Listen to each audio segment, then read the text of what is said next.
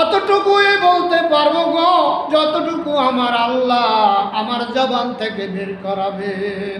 প্রথমে আসুন আমরা যেই নামাজ পড়ি মেম্বারে দাঁড়াইয়া খুতবা দেই।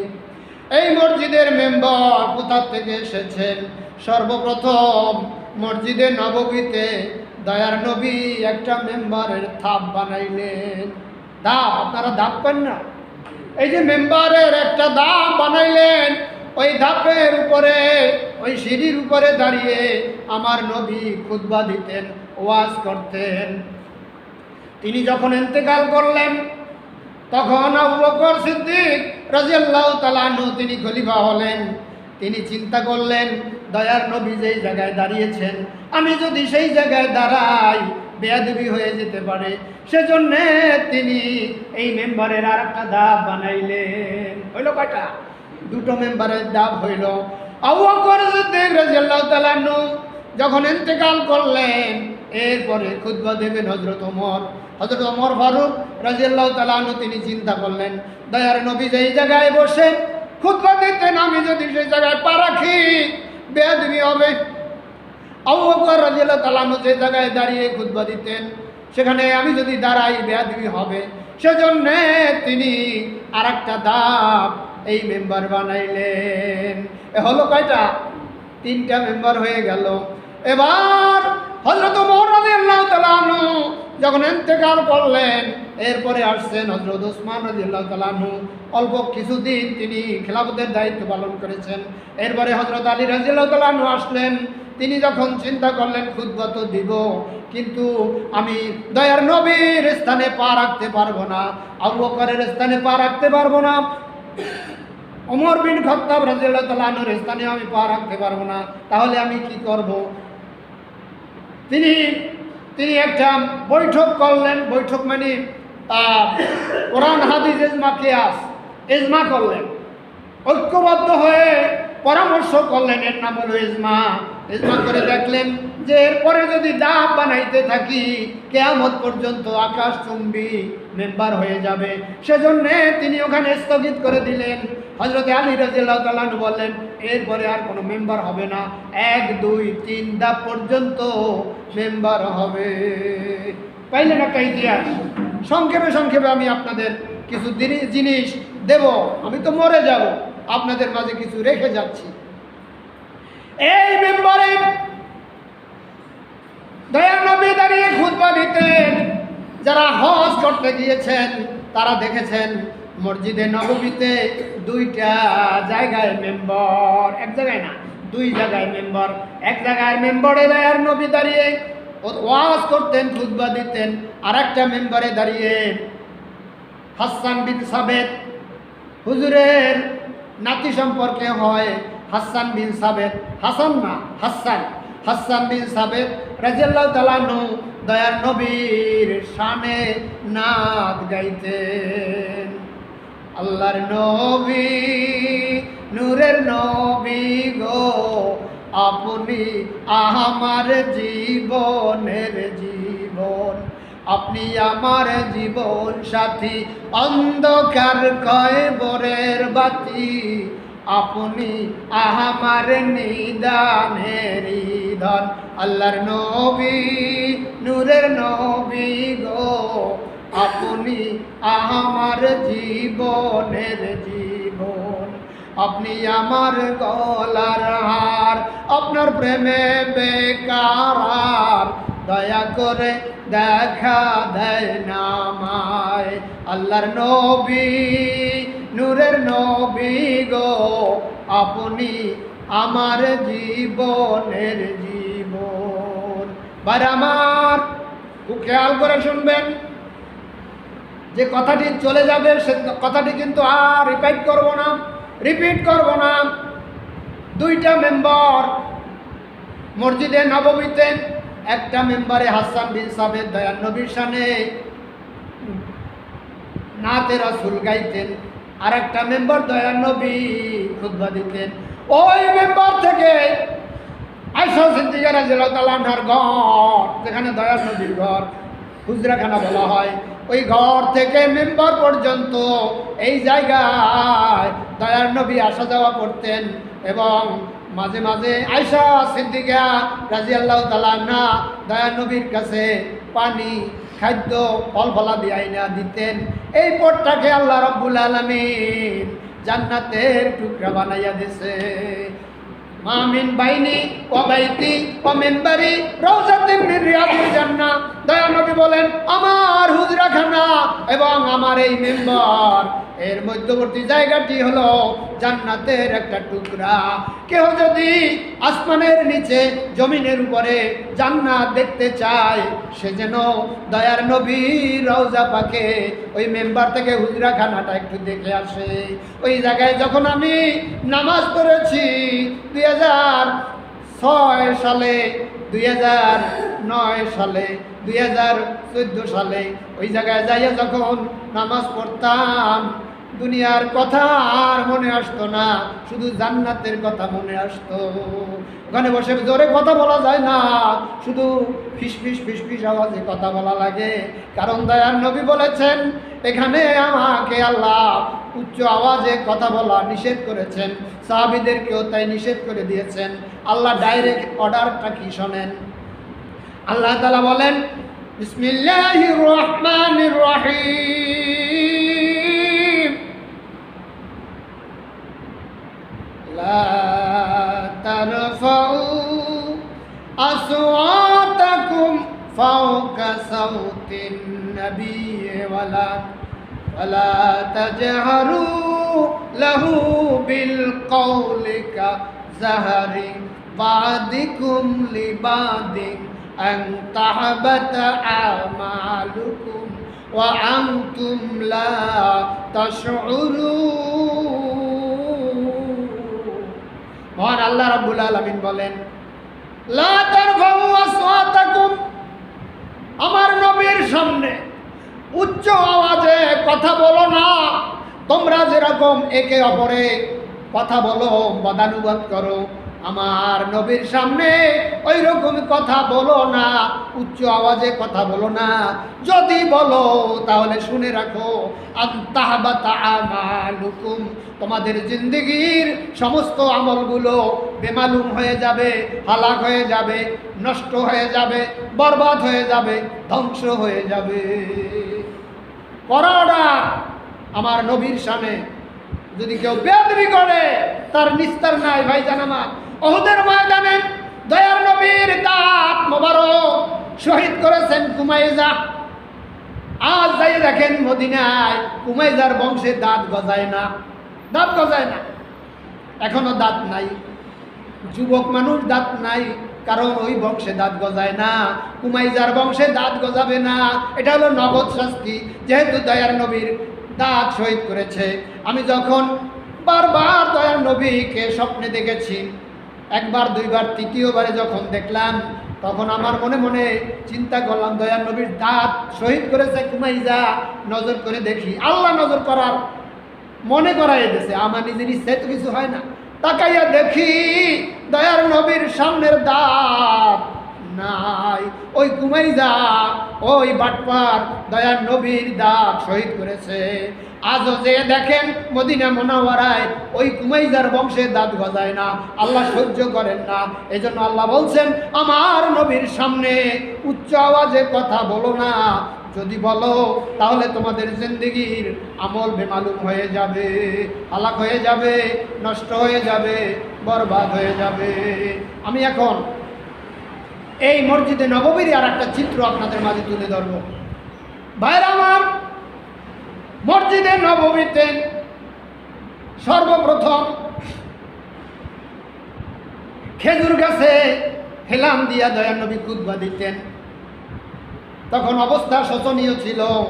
মক্কা থেকে মদিনায় যখন হিজরত করেছেন, তখন সাহাবীরা বড় অসহায় ছিলেন।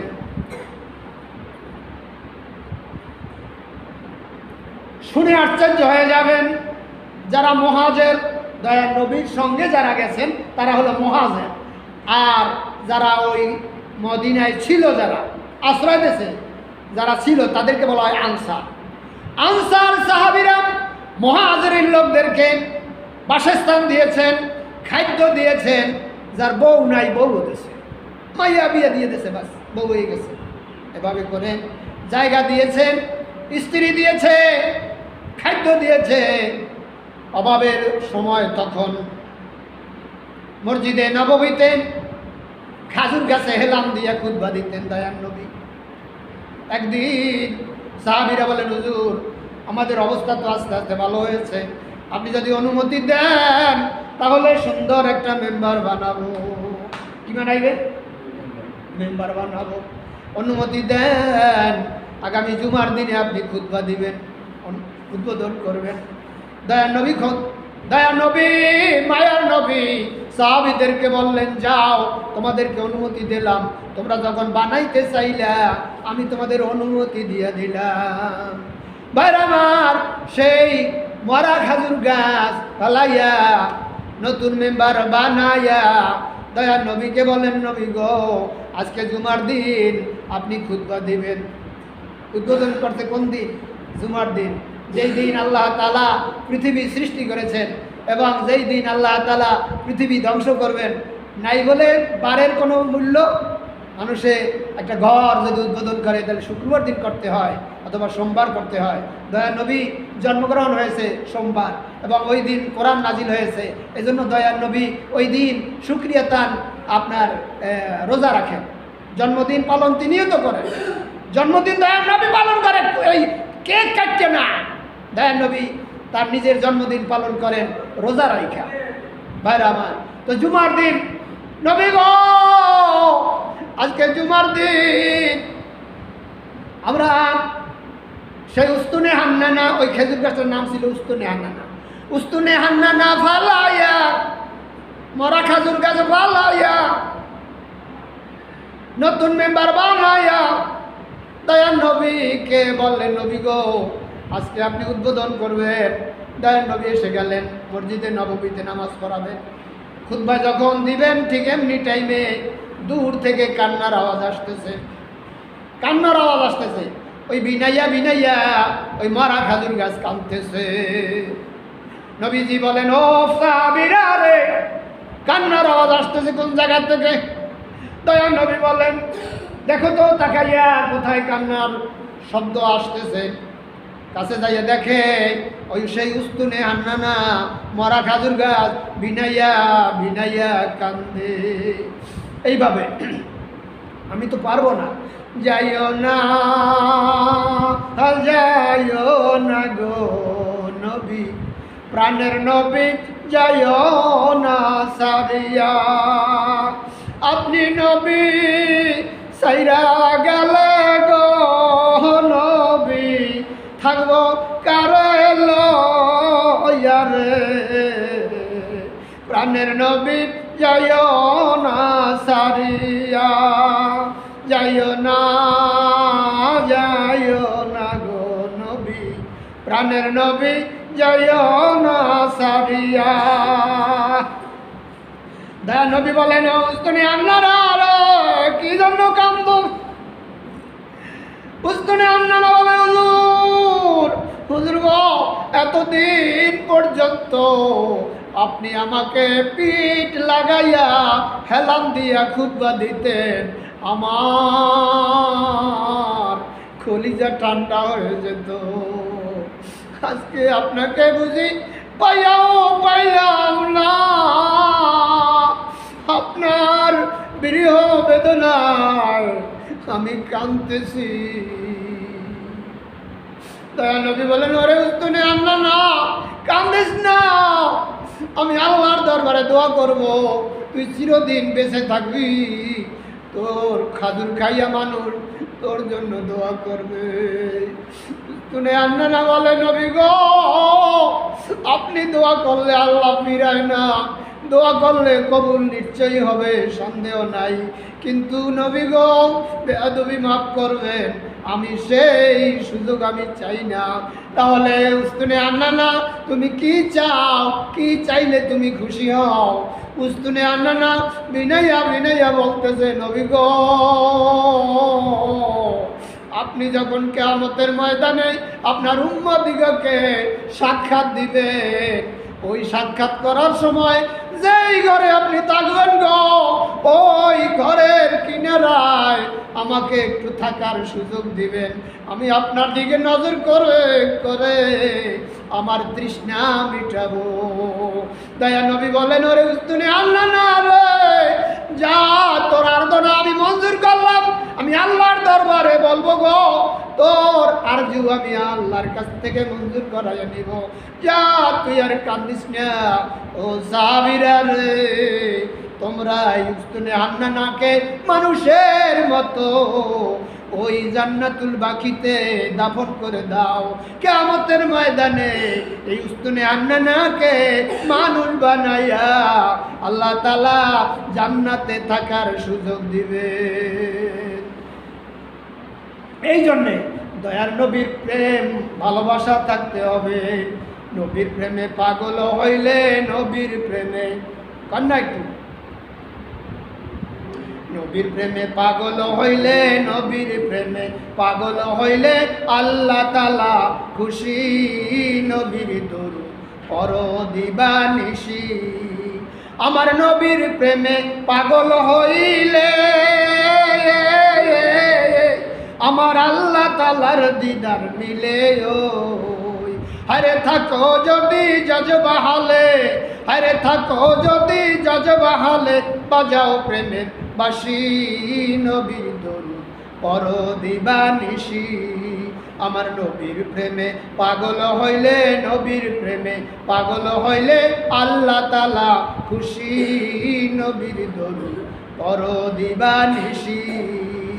ভাই আমার, কেউ যদি মহব্বতে দরুদ শরীফ পড়ে আল্লাহ রাব্বুল আলামিন তার জন্য জাহান্নামের আগুন হারাম করে দিবেন। হরফে বাসাত আমেলে সাল্লু মুদাম, হরফে বাসাত আমেলে সাল্লু মুদাম, আতশে দোজখ সুअदबर ওয়াই হারাম। মসনবী শরীফে মাওলানা জালালউদ্দিন রুমি বলেন, কেহ যদি মহব্বতের সহিত সদা সর্বদা দরুদ শরীফ পাঠ করে আল্লাহ রাব্বুল আলামিন তার জন্য জাহান্নামের আগুন হারাম করে দিবেন। এই জন্যে আমরা যদি জাহান্নামের আগুন হারাম বানাতে চাই তাহলে ওই বটতলার পীর সাহেবের দ্বারে যাওয়া লাগবে না, ওই ডাইল চাউল রহমাতুল্লাহ আলাইহির মাজারে যাওয়া লাগবে না। আপনি দয়ার নবীর দরুদ শরীফ পড়া শুরু করে দেন। দয়ার নবী বলেন, তারাকতু ফিকুম আমরাইন লাম তাদিল্লু মা তামাসসাকতুম বিহিমা কিতাবাল্লাহ ওয়া সুন্নাতে রাসূল। এরই ইংরেজি, Prophet Muhammad sallallahu alaihi wasallam has lived to things for the guidance of the Muslim. One of the Holy Quran of Allah and the other is the Sunnah of the Prophet. দয়া নবী জি বিদায় হজের বাণীতে বলে দিলেন, ও সাহাবীরা রে, তোমাদের মাঝে বিভিন্ন রকমের কি আসবে, ফিতনা আসবে, বিভিন্ন রকমের সাইনবোর্ড নিয়ে আসবে, জান্নাতের সাইনবোর্ড নিয়ে আসবে। খবরদার, ওই মুসিবতের সময়, ওই ফিতনার যুগে তোমরা যদি দুইটা জিনিস আঁকড়ে ধরতে পারো, তোমরা কোনোদিন গোমরাহ হবে।